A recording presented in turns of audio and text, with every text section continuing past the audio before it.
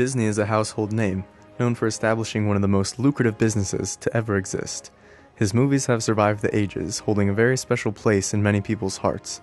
Yet many of these people couldn't tell you much about the one, the only, Walt Disney.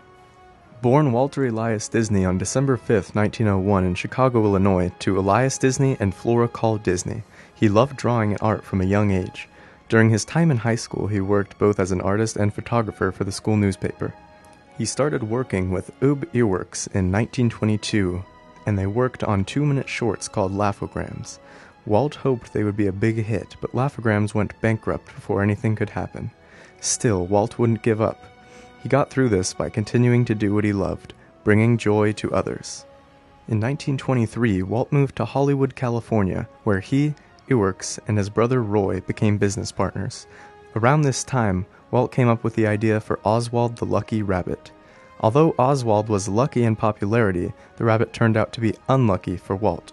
He found out he did not own the rights to his own character. Roy and Earworks stuck with Disney and helped make a series that changed the world forever. The first 2 shorts of the series didn't get much recognition, but the third, known as Steamboat Willie, initiated Disney's rise to fame. This series was the first introduction of his iconic character, Mickey Mouse.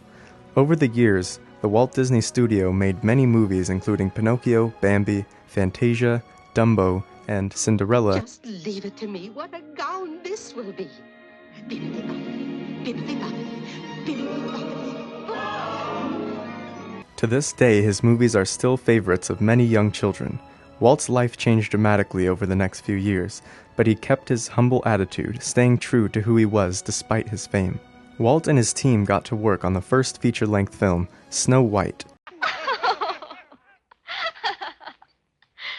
was fun. Now you do something.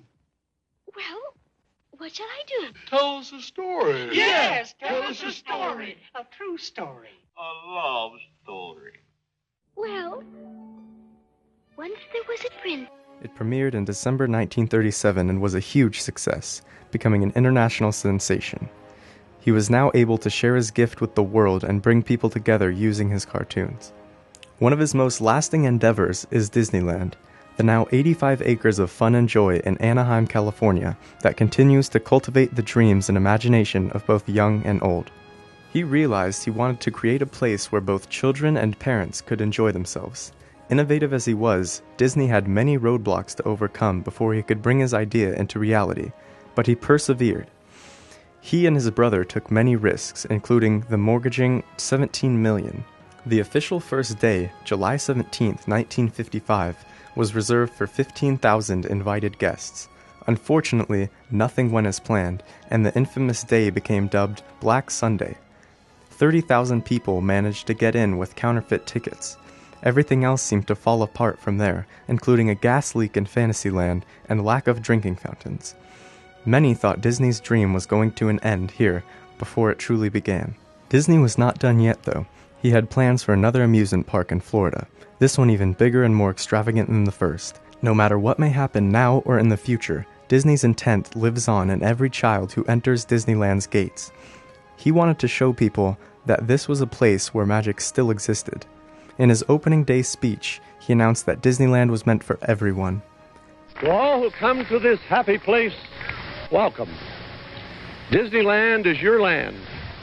Here age relives fond memories of the past, and here youth may savor the challenge and promise of the future.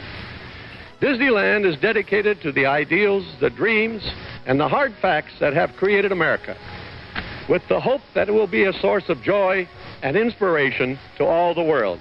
Thank you. Even adults are affected by Disney's work ethic and determination.